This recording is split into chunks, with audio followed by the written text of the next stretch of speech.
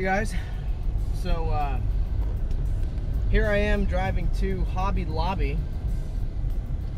Gonna be grabbing me some FoamCore, and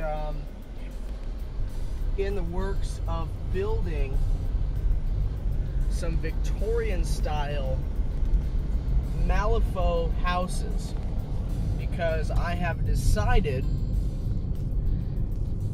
I'm going to, in fact, do the London style buildings of my terrain. Kind of have a winter theme, a Victorian style winter theme, and I'm going the wrong way. I need to go this way.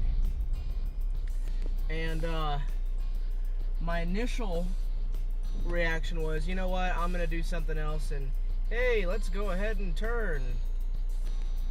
And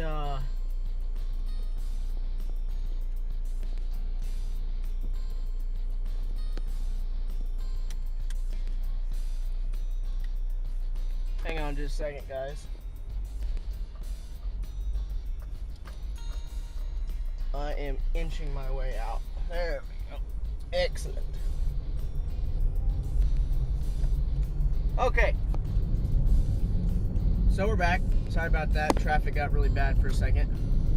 Some guy was trying to be nice, but then again he ended up blocking me out. Anyways, so we're going with the London theme. Victorian style London theme. Gonna have cobbled streets. It's gonna be 2 to 3 story buildings. I'm thinking about only making some buildings the first floor accessible, as far as being able to put models in the buildings for the sake of campaigns and other stuff like that. There will be lamps, you know, the gas style lamps that you can get from, you know, hobby stores like Hobby Lobby, and other stuff like that. It'll be cool. My other idea, which I was going to do, now for all those people who are going to be listening, for those people watching, my other idea was a mining facility having a mountain basically built out of foam, and the bottom layer of the mountain being 3 inches tall, because I believe that's what how the tallest model is. The frozen golems or whatever they are, I believe they're 3 inches tall. Having the mountain be 3 inches tall on the bottom layer, and everything above the 3 inches, as far as the top of the mountain goes, is going to be removable. Being able to remove the top of the mountain, and inside the mountain is going to reveal like an entire mining shaft, mining facility with carts that move around, and it's going to be real. It was going to be real in depth and put together really well. But I decided against it purely because while that feature is cool, being able to remove the mountains and, you know, have models walk inside a mountain, that's neat and everything, but that's the only feature that I could think of. And I don't, you know, there's gonna be more features to my terrain board aside from a mountain and a mining facility.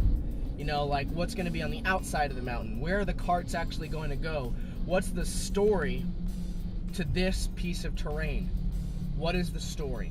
And to be honest with you, I really couldn't come up with a good one. As much as I tried to, I just couldn't seem to find a good story.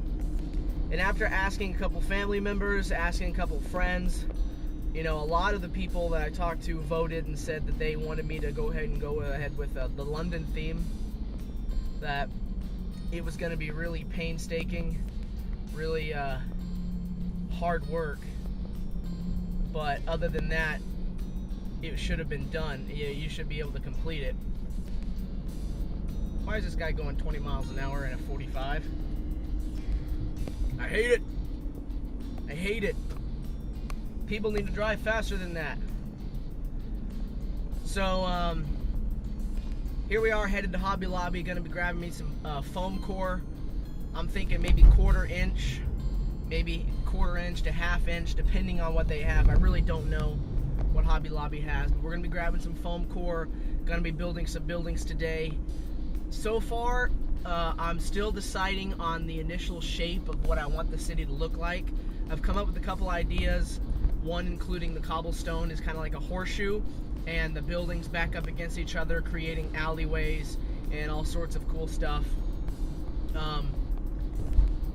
But yeah, I mean, the reason why I'm decided on this London theme is just so much can come from a London theme. You never know, what's going on in the city. There could be tons and tons and tons of stories that could be made up in a city, as opposed to trying to come up with a theme for a mining facility. Oh, you're trying to find this specific, ore, or you're trying to find a soul stone, or maybe some guy is being held hostage in there. Whatever you can come up with, but you could come up with so much more in a city, such as you're trying to find a certain product. Maybe a vendor is selling a soul stone, or whatever. You get robbed and you have to chase the guy through the city, or just having a plain old city fight is great. Being able to fight in a city. And other than that, my other real case of inspiration for this is on the internet. There's 2 other game boards that were demonstrated at Gen Con of 09, and one was a swamp theme. They had the water, the swamps, they had the forest, they had the whole hag shack, the bayou shack, and the other one was a Wild West town, in which that one was my favorite. I liked the Wild West town. I thought it was put together very well detailed, and that's kind of what I want to do with my Victorian theme.